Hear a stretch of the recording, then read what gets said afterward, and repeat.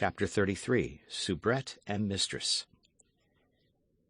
Meantime, as we have said, despite the cries of his conscience and the wise counsels of Athos, D'Artagnan became hourly more in love with Milady. Thus he never failed to pay his diurnal court to her, and the self-satisfied Gascon was convinced that sooner or later she could not fail to respond. One day, when he arrived with his head in the air and as light at heart as a man who awaits a shower of gold, he found the soubrette under the gateway of the hotel. But this time the pretty Kitty was not contented with touching him as he passed. She took him gently by the hand. "Good," thought D'Artagnan. "She is charged with some message for me from her mistress.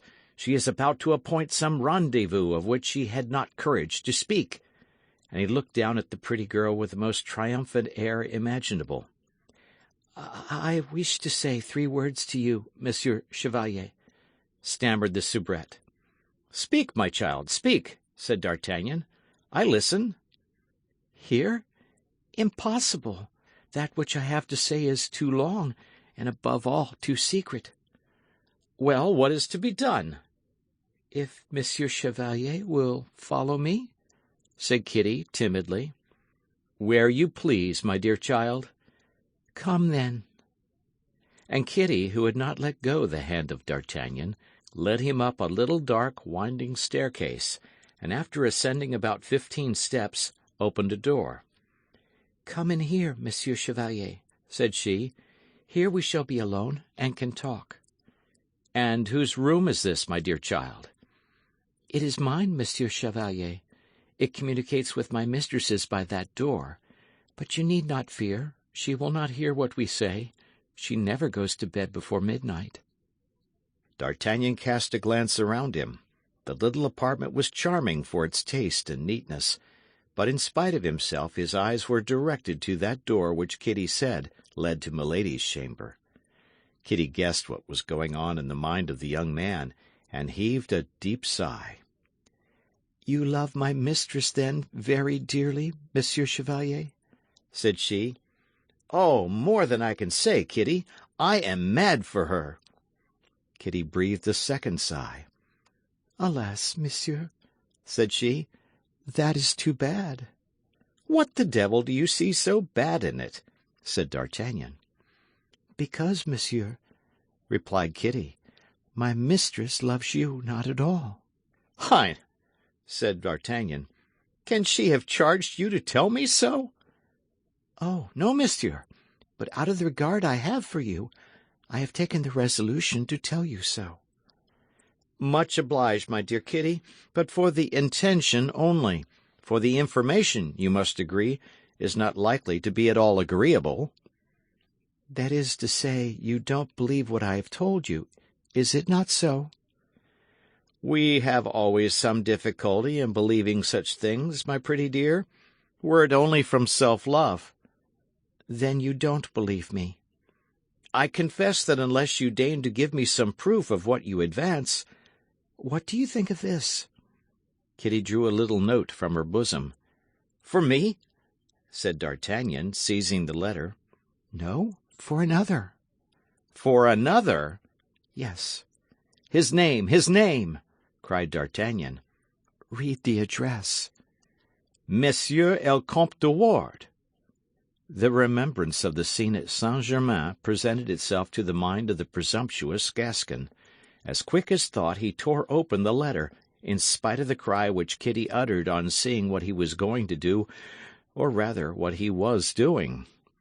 "Oh, good Lord, Monsieur Chevalier," said she, "what are you doing?" "I?" said D'Artagnan. "Nothing."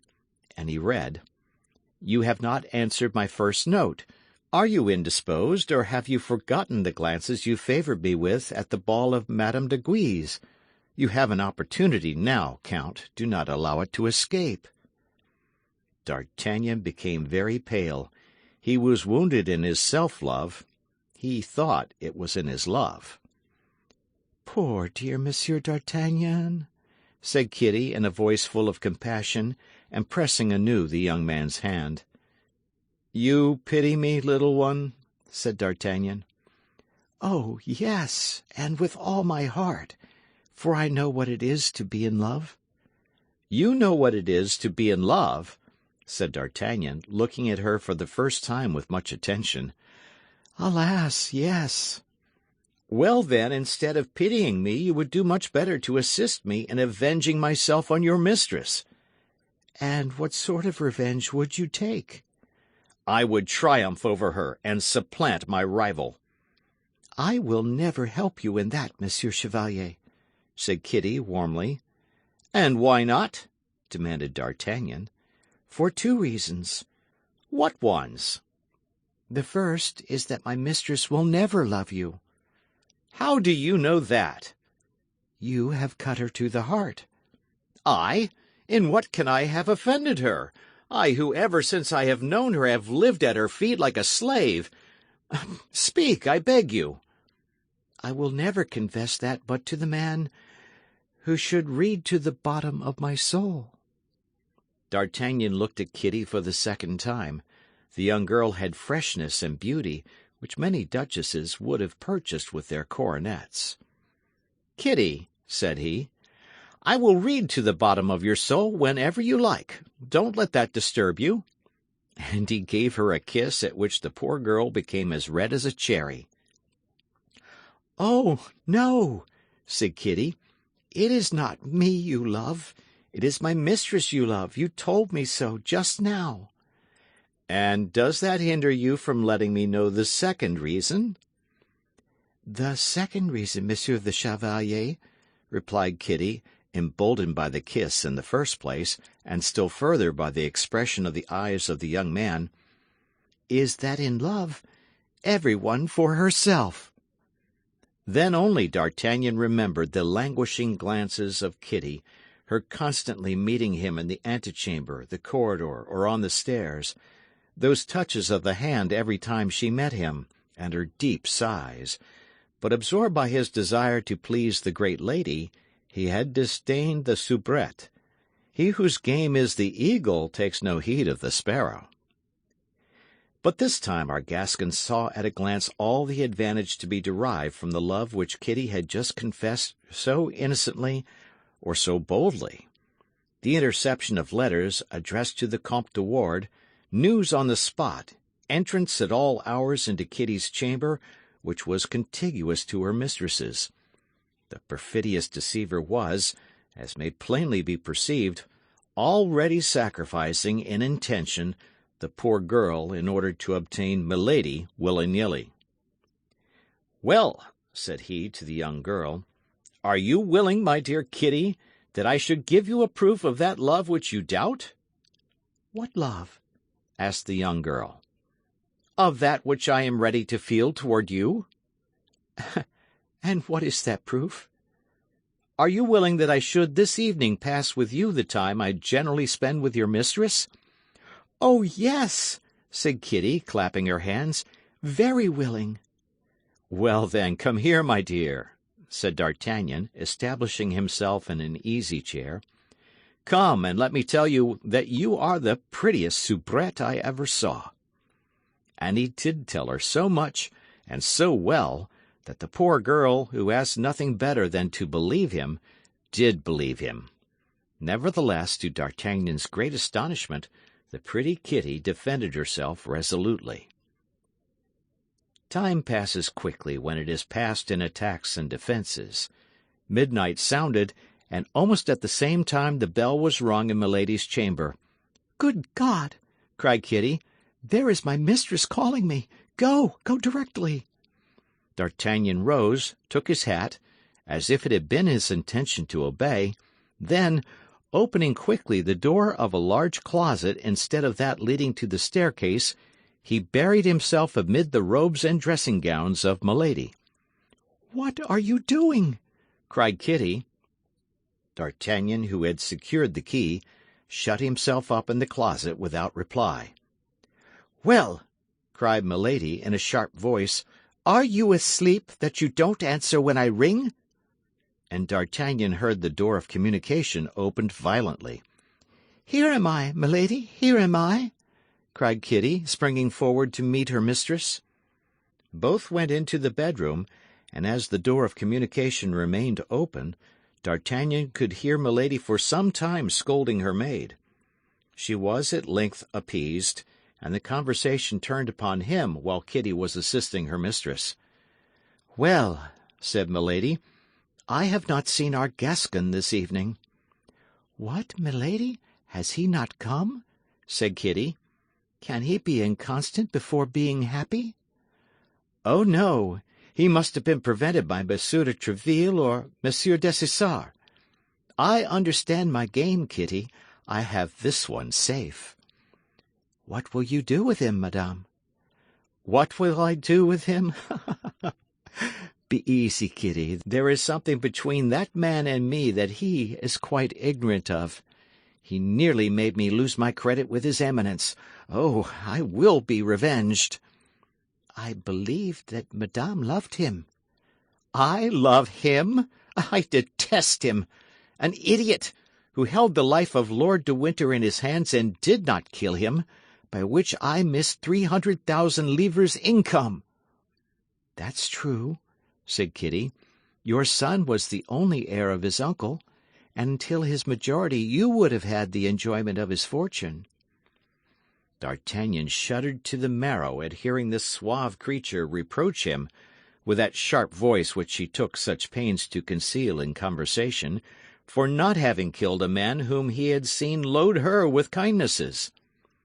"For all this," continued Milady, "I should long ago have revenged myself on him if, and I don't know why, the cardinal had not requested me to conciliate him."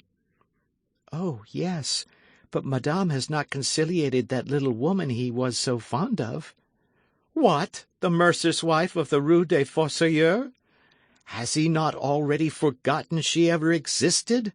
Fine vengeance, that, on my faith!" A cold sweat broke from D'Artagnan's brow. Why, this woman was a monster. He resumed his listening, but unfortunately the toilette was finished. "That will do," said Milady. "Go into your own room, and tomorrow endeavour again to get me an answer to the letter I gave you." "For Monsieur de Ward?" said Kitty. "To be sure, for Monsieur de Ward." "Now, there is one," said Kitty, "who appears to me quite a different sort of a man from that poor Monsieur d'Artagnan." "Go to bed, mademoiselle," said Milady. "I don't like comments." D'Artagnan heard the door close, then the noise of two bolts by which Milady fastened herself in. On her side, but softly as possible, Kitty turned the key of the lock, and then D'Artagnan opened the closet door. "Oh, good Lord!" said Kitty in a low voice. "What is the matter with you? How pale you are!" "The abominable creature!" murmured D'Artagnan. "Silence! Silence! Begone!" said Kitty. "There is nothing but a wainscot between my chamber and Milady's. Every word that is uttered in one can be heard in the other." "That's exactly the reason I won't go," said D'Artagnan. "What?" said Kitty, blushing. "Or, at least, I will go, later." He drew Kitty to him. She had the less motive to resist. Resistance would make so much noise. Therefore Kitty surrendered. It was a moment of vengeance upon Milady. D'Artagnan believed it right to say that vengeance is the pleasure of the gods. With a little more heart he might have been contented with this new conquest. But the principal features of his character were ambition and pride. It must, however, be confessed in his justification that the first use he made of his influence over Kitty was to try and find out what had become of Madame Bonacieux. But the poor girl swore upon the crucifix to D'Artagnan that she was entirely ignorant on that head, her mistress never admitting her into half her secrets, only she believed, she could say, she was not dead. As to the cause which was near making Milady lose her credit with the cardinal, Kitty knew nothing about it. But this time D'Artagnan was better informed than she was. As he had seen Milady on board a vessel at the moment he was leaving England, he suspected that it was, almost without a doubt, on account of the diamond studs. But what was clearest in all this was that the true hatred, the profound hatred, the inveterate hatred of Milady, was increased by his not having killed her brother-in-law. D'Artagnan came the next day to Milady's, and finding her in a very ill humour, had no doubt that it was lack of an answer from Monsieur de Wardes that provoked her thus. Kitty came in, but Milady was very cross with her. The poor girl ventured a glance at D'Artagnan, which said, "See how I suffer on your account." Toward the end of the evening, however, the beautiful lioness became milder. She smilingly listened to the soft speeches of D'Artagnan, and even gave him her hand to kiss. D'Artagnan departed, scarcely knowing what to think, but as he was a youth who did not easily lose his head, while continuing to pay his court to Milady, he had framed a little plan in his mind. He found Kitty at the gate, and, as on the preceding evening, went up to her chamber. Kitty had been accused of negligence and severely scolded. Milady could not at all comprehend the silence of the Comte de Wardes, and she ordered Kitty to come at 9 o'clock in the morning to take a third letter. D'Artagnan made Kitty promise to bring him that letter on the following morning. The poor girl promised all her lover desired. She was mad.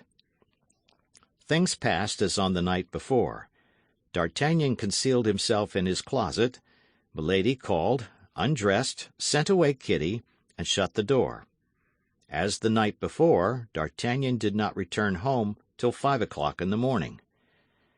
At 11 o'clock Kitty came to him. She held in her hand a fresh billet from Milady. This time the poor girl did not even argue with D'Artagnan, she gave it to him at once. She belonged body and soul to her handsome soldier. D'Artagnan opened the letter and read as follows. "This is the third time I have written to you to tell you that I love you. Beware that I do not write to you a fourth time to tell you that I detest you. If you repent of the manner in which you have acted toward me, the young girl who brings you this will tell you how a man of spirit may obtain his pardon." D'Artagnan coloured and grew pale several times in reading this billet. "Oh, you love her still," said Kitty, who had not taken her eyes off the young man's countenance for an instant. "No, Kitty, you are mistaken. I do not love her, but I will avenge myself for her contempt." "Oh, yes, I know what sort of vengeance. You told me that." "What matters it to you, Kitty? You know it is you alone whom I love." "How can I know that?" "By the scorn I will throw upon her." D'Artagnan took a pen and wrote, "Madame, until the present moment I could not believe that it was to me your first two letters were addressed, so unworthy did I feel myself of such an honour. Besides, I was so seriously indisposed that I could not in any case have replied to them. But now I am forced to believe in the excess of your kindness, since not only your letter but your servant assures me that I have the good fortune to be beloved by you. She has no occasion to teach me the way in which a man of spirit may obtain his pardon. I will come and ask mine at 11 o'clock this evening. To delay it a single day would be in my eyes now to commit a fresh offence. From him whom you have rendered the happiest of men, Comte de Wardes." This note was in the first place a forgery.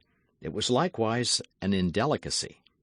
It was even, according to our present manners, something like an infamous action. But at that period people did not manage affairs as they do today. Besides, D'Artagnan from her own admission knew Milady culpable of treachery in matters more important, and could entertain no respect for her. And yet, notwithstanding this want of respect, he felt an uncontrollable passion for this woman boiling in his veins, passion drunk with contempt, but passion or thirst as the reader pleases. D'Artagnan's plan was very simple. By Kitty's chamber he could gain that of her mistress.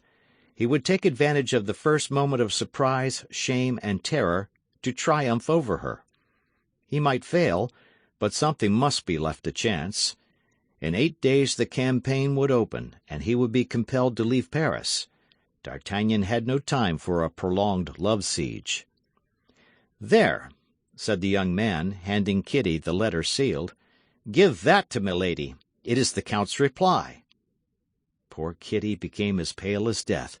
She suspected what the letter contained. "Listen, my dear girl," said D'Artagnan. "You cannot but perceive that all this must end, some way or other. Milady may discover that you gave the first billet to my lackey instead of to the Count's, that it is I who have opened the others which ought to have been opened by De Wardes. Milady will then turn you out of doors, and you know she is not the woman to limit her vengeance." "Alas," said Kitty, "for whom have I exposed myself to all that?" "For me, I well know, my sweet girl," said D'Artagnan. "But I am grateful, I swear to you." "But what does this note contain?" "Milady will tell you." "Ah, you do not love me," cried Kitty, "and I am very wretched." To this reproach there is always one response which deludes women. D'Artagnan replied in such a manner that Kitty remained in her great delusion. Although she cried freely before deciding to transmit the letter to her mistress, she did at last so decide, which was all D'Artagnan wished. Finally, he promised that he would leave her mistress's presence at an early hour that evening, and that when he left the mistress he would ascend with the maid. This promise completed poor Kitty's consolation.